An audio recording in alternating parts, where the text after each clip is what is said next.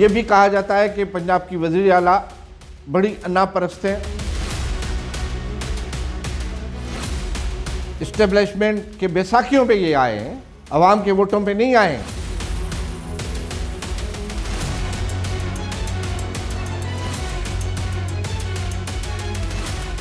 अस्सलाम वालेकुम। पंजाब में सब अच्छा है की तस्वीर पेश करने की तो कोशिश की जा रही है, लेकिन हकीकत यह है कि अवाम और अरकान असम्बली दोनों ही वज़ीर आला मरियम नवाज़ की तवज्जो और वक्त के मुंतज़िर हैं। एक तरफ जहां सूबे के आम आदमी शदीद माशी मुश्किलात का शिकार है, वहीं बजट में VIP तैयारी के लिए 11 अरब रुपए मख्तस करने पर सवालात उठ रहे हैं। हुकूमती सफ़ों में हम आहंगी का ये आलम है कि खुद स्पीकर मोहम्मद मलिक खान और मरियम नवाज़ के दरमियान इख्तलाफात अब ढके छुपे नहीं रहे। जहां कसूर के हालिया मामले पर स्पीकर ने IG पंजाब और DPO को असम्बली कमेटी में तलब कर लिया है। मजीद बरा हैबिचुअल ऑफेंडर्स बिल पर अवामी हलकों में तशवीश पाई जाती है। मिडिल क्लास क़यादत को वो मकाम हासिल नहीं और शरीफ ख़ानदान की अंदरूनी ग्रुपिंग की भी खबरें सर उठा रही हैं। इन्हीं अहम सियासी मामलात पर गुफ्तगू करने के लिए आज हमारे साथ मौजूद हैं सीनियर सहाफ़ी और तज़किया निगार डायरेक्टर पॉलिटिकल अफेयर रफ़ीक भुट्टो साहब। जी रफ़ीक भुट्टो साहब, स्पीकर मलिक मोहम्मद अहमद ख़ान की तरफ से IG पंजाब की तलबी मरियम नवाज़ हुकूमत की इंतज़ामी गिरफ्त पर एक बड़ा सवालिया निशान नहीं है? देखें, इस वक्त पंजाब असम्बली के speaker Malik Ahmad social media, print media, electronic media की जीनत बने हुए हैं। उसमें जो सबसे बड़ी वजह है वो उनकी असम्बली में बतौर स्पीकर ऑब्जर्वेशंस हैं, और जो मिनिस्टर्स हैं जो नए नए बने हैं मरियम नवाज़ की काबीना के, उनको कुछ वो सिखाते रहते हैं, जिस पे पंजाब की वज़ीर आला उनसे बहुत खफा और नाराज़ हैं, और उसके असर और असरात मलिक अहमद के आबाई ज़िले कसूर पर भी पड़े हैं, जहाँ पे मलिक अहमद और वहाँ के DPO आफ्ताब फुल्लरवान, जो कि बड़े वोकल DPO समझे जाते हैं, उनके दरमियान उनके PRO की जानिब से, DPO के PRO की जानिब से सोशल मीडिया पर स्पीकर के ख़िलाफ़ चलने वाली मुहिम भी एक बड़ा मौमा है, जिसको आफ्ताब फुल्लरवान जो DPO हैं वो डिसऑन करते आए हैं। देखें, मकामी मसाइल जो पुलिस, रेवेन्यू, पटवारी, SHO, थानों से वाबस्ता होते हैं, ये रोज़ के मामलात हैं, और ये रोज़ के मामलात होने की वजह से हमारी रवायती सियासत का एक हिस्सा भी हैं। ज़ाहिरी बात है, मलिक अहमद जो ख़ुद एक पेशे के एतबार से वकील हैं और बड़े नामवर वकील हैं अपने इलाके के, वो मेरे ज़ाती दोस्त भी हैं, और मैं उनको बहुत सियासत में आने से पहले से जानता हूँ। तो वो एक बड़े दानिशवराना और फ़िलासॉफ़िकल माइंडसेट की शख्सियत है, लेकिन रवायती तौर पे वो भी मजबूर हो जाते हैं कि कोई साइल आ गया डेरे पे, थाने से मुतल्लिक उसका कोई मसला है, तो वो उसकी आवाज़ बनकर DPO तक पहुंचते हैं, उनको फ़ोन करते हैं, बुलाते हैं, या जो भी है मुतल्लिका, उस पर उनके इख्तलाफात हो गए हैं गवर्नेंस के, पुलिस की गवर्नेंस के कसूर के अंदर। उस पे उन्होंने तहरीक इस्तेहकाक जो है वो असम्बली में जमा करा दी। उस पे IG को भी तलब किया गया, RPO को भी तलब किया गया, और DPO कसूर को भी तलब किया गया, और उसके बाद फिर मीडिया से IG की भी बातचीत है और मलिक की भी है। अब वो मामला जो जुडिशरी कमेटी है पंजाब असम्बली की, sub committee on judicial matters, उसके हवाले कर दी गई है, और उस कमेटी को ये अख्तियार है कि वो जुडिशल पावर इस्तेमाल करके अगर तहरीक इस्तेहकाक किसी पर प्रूव होती है तो उसको सज़ा भी दे सकती है।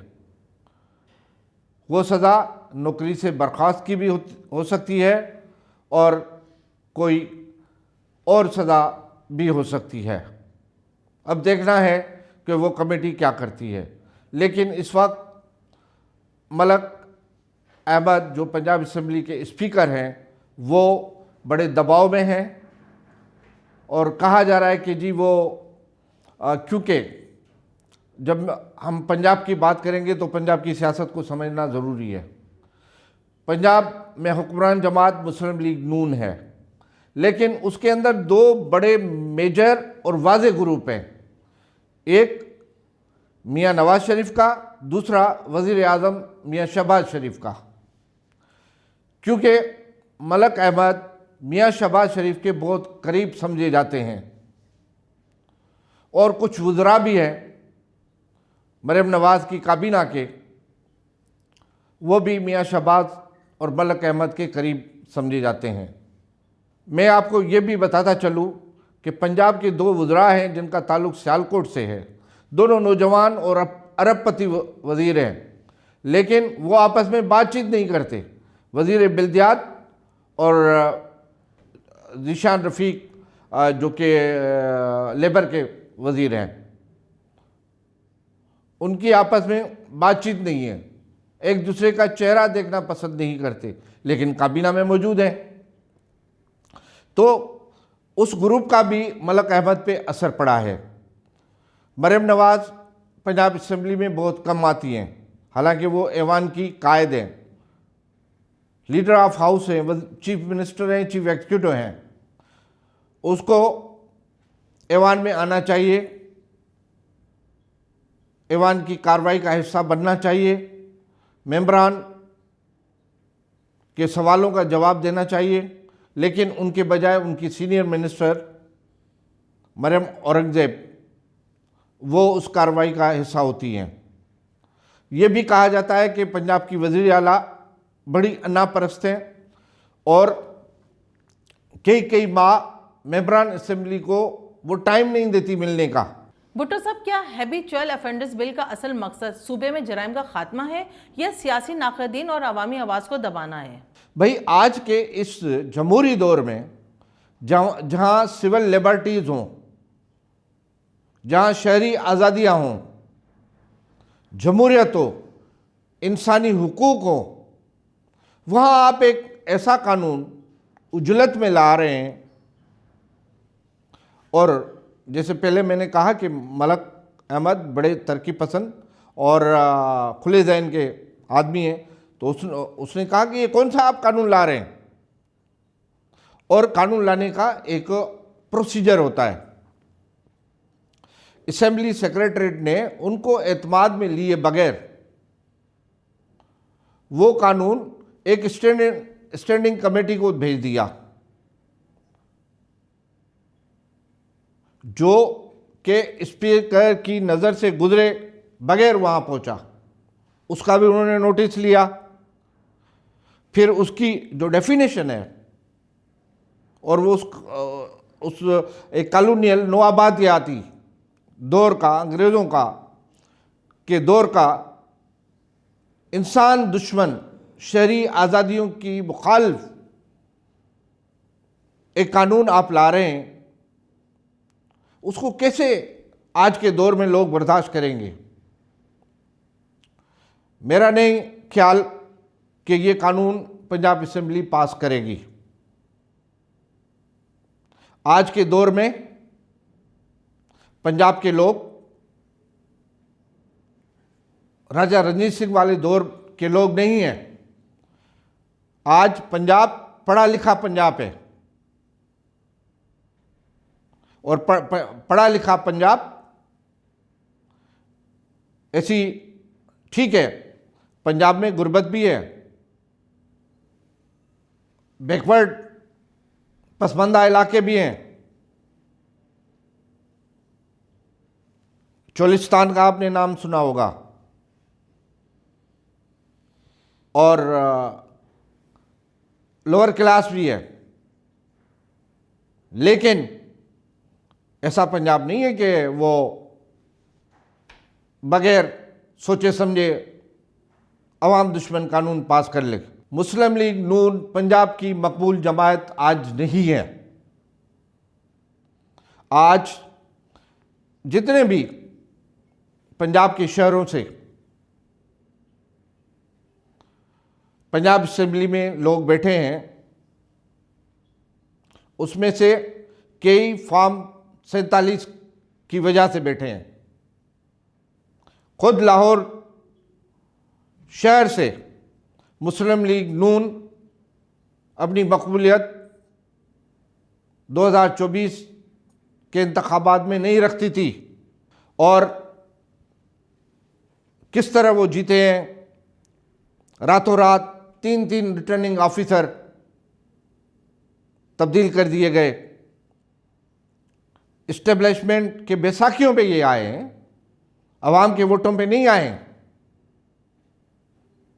तो वो जमात अपना कंट्रोल जमाने के लिए इस तरह का कानून सोचकर ला रही है, लेकिन ये कानून पास नहीं होगा, और ये कानून, इस कानून पर बहुत मज़ाहमत होगी, चाहे सिविल सोसाइटी हो, चाहे बार एसोसिएशंस हो, मीडिया हो, और वहाँ की सियासी जमातें इस तरह के कानून को आज के दौर में कबूल नहीं करेंगी। भुट्टो साहब ये भी बताइएगा कि गरीब आवाम की माशी बदहाली के बावजूद बजट में वीआईपी तैयारी के लिए 11 अरब रुपए मांगना क्या अवामी तरजीहात का मजाक नहीं है? मरियम नवाज जो कि मियाँ नवाज शरीफ की बेटी है, उसका एक माइंड सेट है, और वो उसके बाप का भी था, मियाँ नवाज शरीफ का। इस्टेब्लिशमेंट की बैसाखियों से इक़्तिदार में आते हैं और अवाम को अपना नहीं समझते, गुरूर और तकब्बुर में होते हैं, और पब्लिक अवाम के ख़जाने को अपना ज़ाती ख़जाना समझकर खर्च करने की सोच रखने वाले लोग हैं। मियाँ नवाज शरीफ की कई मिसालें ऐसी हैं, जब वो वज़ीर आज़म थे या उससे पहले वो वज़ीर ख़जाना थे, पंजाब के वज़ीर आला थे। कई मिसालें हैं कि वो अपने मूड पर फैसले करते थे। आज उनकी बेटी वज़ीर आला पंजाब है और उनके वालिद के भाई प्राइम मिनिस्टर हैं, तो उसकी सोच जो है वो कुछ मुख्तलिफ है। आज जिस तरह असेंबली में उनकी सीनियर मिनिस्टर मरियम औरंगज़ेब, कल परसों की बात है, ज़्यादा दूर की बात भी नहीं है, उसने जिस तरह इस तैयारे की ख़रीदारी जो 11 अरब रुपए पंजाब हुकूमत की रकम से ख़रीदा गया है, जिस तरह वो दिफा कर रही थी कि इस तैयारे के ज़रिए वो पंजाब में कोई बड़ा इनकलाब लाएंगे। भाई, आप जुनूबी पंजाब से लेकर सेंट्रल पंजाब, अपर पंजाब, मिड पंजाब, पोटोहार, वहाँ पर गुर्बत और पसमानदगी तो आप ख़त्म नहीं कर सके। आपकी तरजीहात गलत हैं। ये 11 अरब रुपए तैयारे के बजाय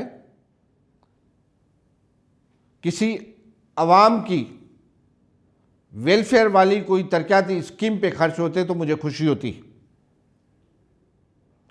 हुकूमत की तरजीहात में इस किस्म की अयाशियाँ नहीं होनी चाहिए। ठीक है, मोबिलिटी, मोबिलाइजेशन चीफ मिनिस्टर का राइट है, लेकिन उससे पहले भी तो पंजाब हुकूमत के पास तैयारा था ना, जो पहले वज़ीर आला इस्तेमाल करते आए। एक नया जदीद किस्म का अयाशियों से लग्जरियस जो एरोप्लेन खरीदने की क्या ज़रूरत थी आज के दौर में। जी बहुत बहुत शुक्रिया रफ़ीक भुट्टो साहब आपका। नाज़रीन, रफ़ीक भुट्टो साहब ने आज बहुत ही शाइस्ता और गहराई के साथ पंजाब हुकूमत की अंदरूनी सूरत हाल और अवामी तरजीहात का तज्ज़िया हमारे सामने रखा है। अब देखना यह है कि अरबों रुपए के तैयारों का ये मंसूबा और दाखिली इख्तलाफात पंजाब की सियासत को किस रुख पर ले जाता है। इसी के साथ नाज़रीन, सबा खान को इजाज़त दीजिए। मिलते हैं आपसे अगले प्रोग्राम में, जब तक के लिए अल्लाह हाफ़िज़।